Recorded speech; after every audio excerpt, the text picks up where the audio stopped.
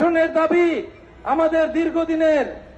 আজকে আমরা বলেছি ষাটঊর্ধ্ব মজুরদের আপনার মাসে বিনা জমায় পেনশন দিতে হবে 10,000 টাকা।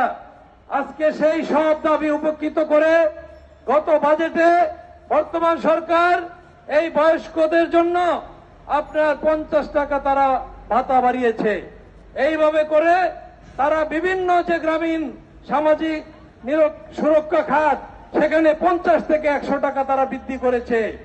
যেই টাকা দিয়ে একজন মানুষের 2 দিনও চলে না।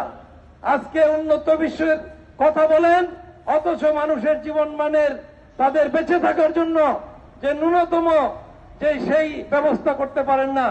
আজকে সিংহভাগ মানুষ এই দরিদ্র অসহায় গ্রামীণ সর্বহারা শ্রেণী, তাদের যদি আপনার 3 বেলা খেয়ে পরে বেঁচে না থাকতে পারে পরিবার নিয়ে, তাহলে আমাদের যে স্বপ্ন, মুক্তিযুদ্ধের স্বপ্ন, আজকের 24-এর গণঅভ্যুত্থানের স্বপ্ন, সেই বৈষম্য বিরোধী স্বপ্ন, সেই স্বপ্নই থেকে যাবে।